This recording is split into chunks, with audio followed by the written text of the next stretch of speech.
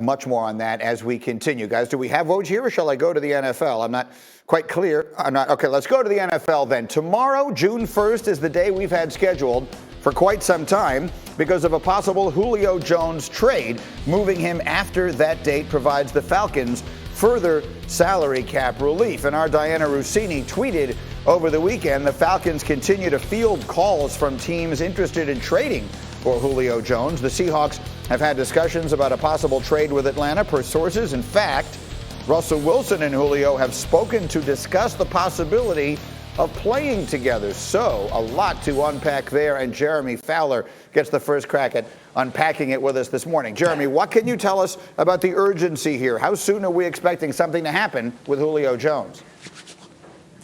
Well, Greeny, from what I'm hearing, something could go down as early as Wednesday. That's when the team could pick up the cap relief post June 1st. Asking around the league, the team I hear most often is the San Francisco 49ers. They have nearly $20 million in cap space, the Kyle Shanahan connection with Julio.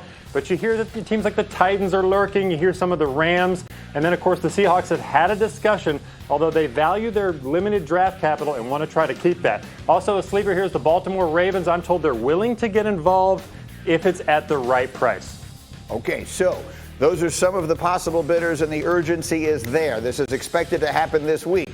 Dominique Foxworth, give me a team that you think is Julio Jones away from winning the Super Bowl.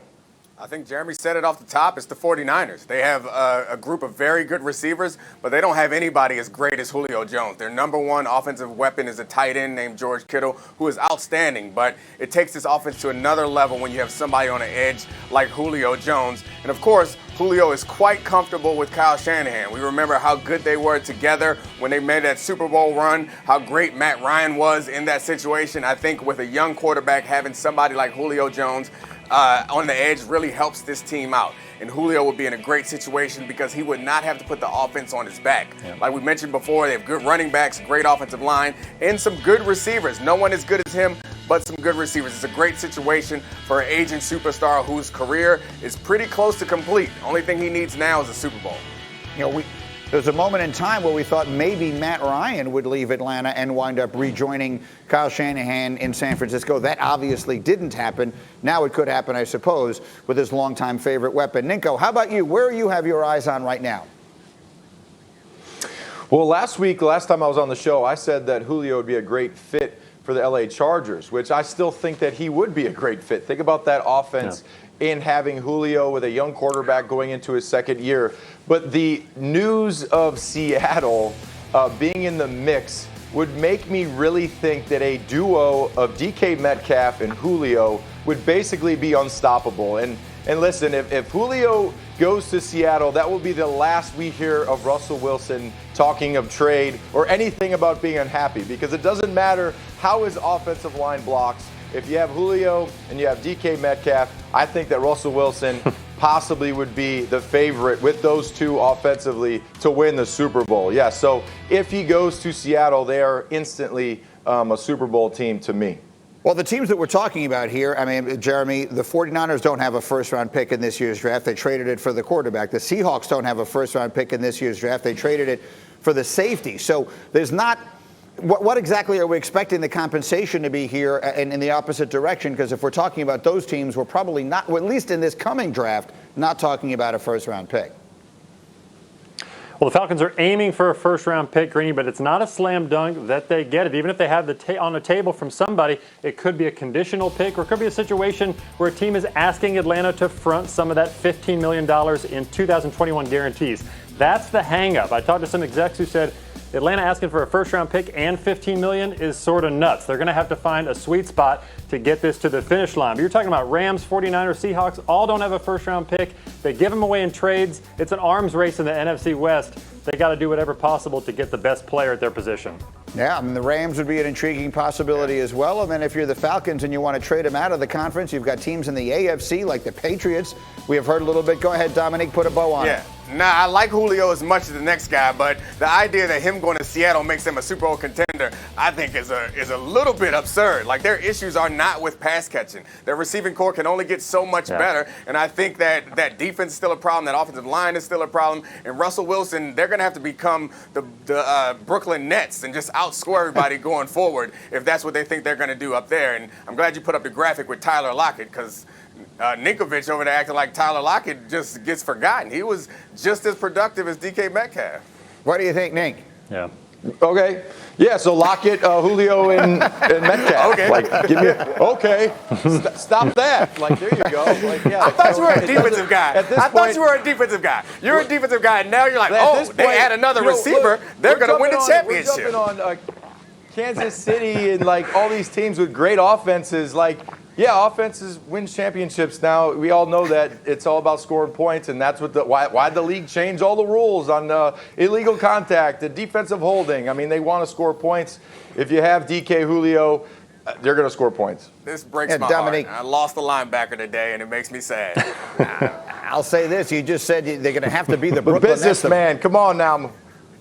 The Brooklyn Nets are up 3-1 in their first-round series and looking. ESPN 2, and Get Up is now on ESPN. That's fun. I'll see you over there. All right, perfect. All right. So we're going to ESPN 2, so I'll see you Your later. boys. Go. Good morning. It is time to get up with AD ASAP. Trouble for LeBron's Lakers. If the big man is down, are they about to be done? Meanwhile, this superstar expected to be dealt this week. Which team is a Julio away from winning the Super Bowl?